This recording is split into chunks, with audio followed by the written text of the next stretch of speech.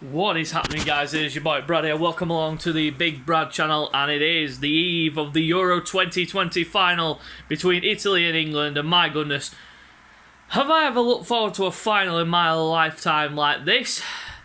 You're damn right I haven't. Unbelievable that we have managed to get here. England reached the final. Yeah, everyone's saying it's favouritism, this, that, and the other. Saying that we played 6 of our 7 games at Wembley, which no one was complaining when other teams were playing in their home stadiums, etc., like Italy and Germany. But we've obviously played the most at Wembley.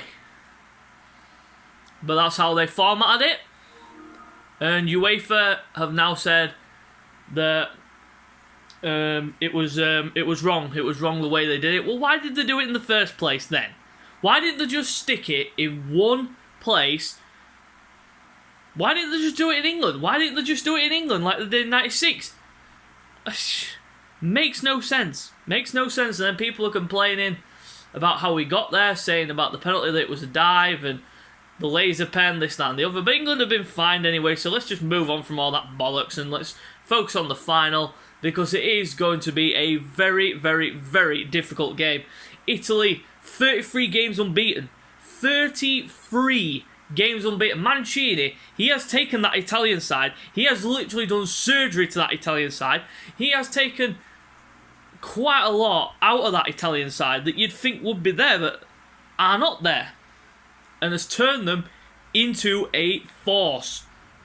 A force to be reckoned with. And I mean, I watched the quarters.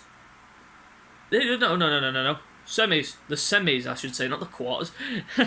The semi-final against Spain. And that was the first time in the whole of the tournament, other than Austria, that Italy actually looked very, very vulnerable. They could have easily lost that game against Spain. The amount of chances that Spain created, the amount of possession that Spain had, they have above 70% possession. Spain are one of those teams that keep the ball. They love to keep the ball and try and create chances with that. But it didn't work, and Italy won on penalties. But that was the first time in the tournament that I saw Italy look very vulnerable, and I think with the team that we've got and the players that we've got, we could cause Italy a hell of a lot of problems. We could cause them hella problems, because their defence is ageing. Say the centre-backs are ageing. Emerson's not really that good of a left-back compared to Spinazzola. Di Lorenzo, I don't really rate him. I don't particularly see enough of it. I haven't seen enough of him to put a thing, but he doesn't look that great. So their defence can be got at, but the goalkeeper is the one that we've got to put the ball past, and Donnarumma is one of the best young keepers in the world, and he's gone to PSG on a free transfer, which is a very, very big upgrade from AC Milan, of course, but he's going to a league, obviously, that's branded the Farmer League, so yeah, it's going to be good, and we've got to keep that midfield free quiet.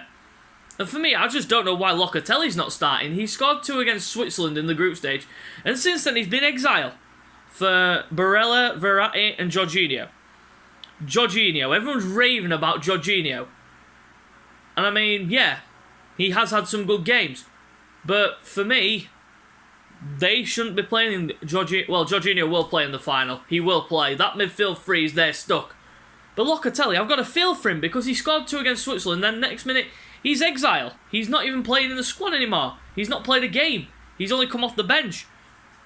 He came off the bench against Spain, hardly had an impact, hardly had any time to make an impact, so let's see what happens. But I know the front three is probably going to stick and change. Might be Chiesa, might be Berardi, but Immobile and Insigne, they will definitely stay put. But it's going to be a tough test. It's going to be a tough test for the boys tomorrow, and hopefully they can bring it home. Hopefully they can bring it home. Something that we've not done for 55 years. Something that the great, may God rest his soul, the great Sir Bobby Moore, he did it in '66. And of course, we know what happened in that game. Devious goals panel.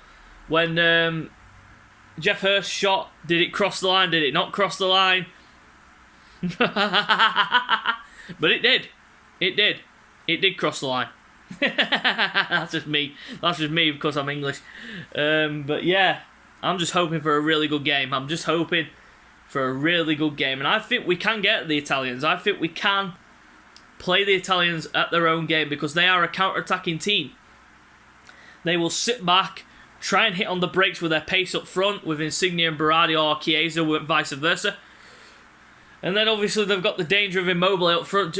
But the thing about Immobile is he's just not performed for Italy. I mean, at club level, he's a different animal.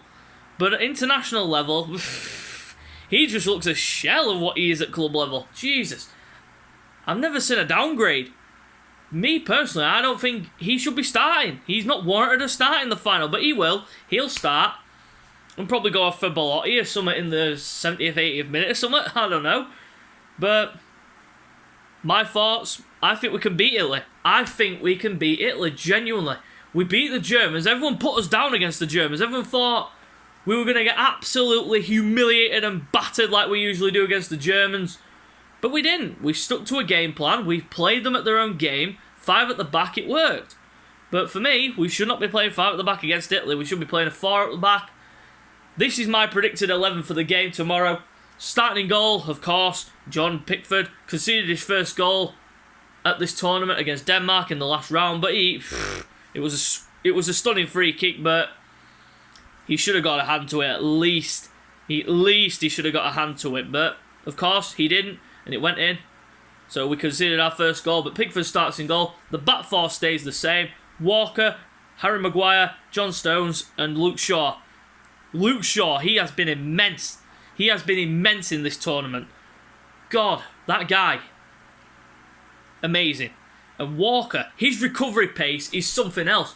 I mean, I've called for Reece James to start games, but I'm sticking with Walker because Walker, against Insigne, I think he's got the defensive know-how, he's got the defensive shape to be able to combat Insigne. So that's an even contest. So that's easy enough. The midfield too, again, we got overrun in the midfield. And I think we will get overrun again. But for me, I'd play a 3 in midfield. I won't play with a number 10. I'd play a 3 in midfield to combat the Italian midfield. So I would go with this. Calvin Phillips, Declan Rice, and Mason Mount. I'm going to go with that. Then I'm going to go into the forward 3. Now, this is where it gets interesting because I would love Grealish to start, but I don't think he will. But my front 3 is going to be this. Sterling on the left, Saka on the right, and Kane down the middle. Simple as that. Because Sterling is having the tournament of his life. Kane started to come back to life. He's 1 away from the Golden Boot. He's only 1 goal away from the Golden Boot. He's got 4 goals in this tournament now. So let's hope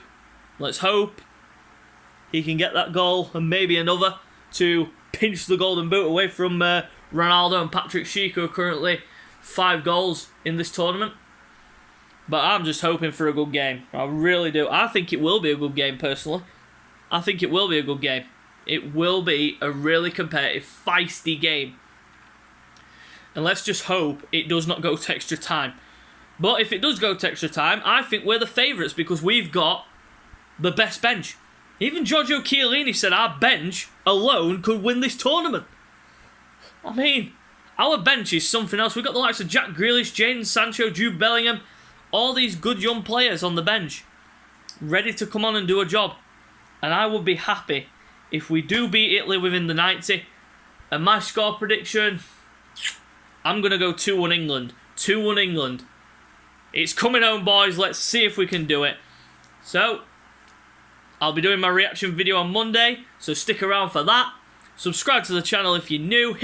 Give me a thumbs up on the video. Until next time, we'll see you later, boys.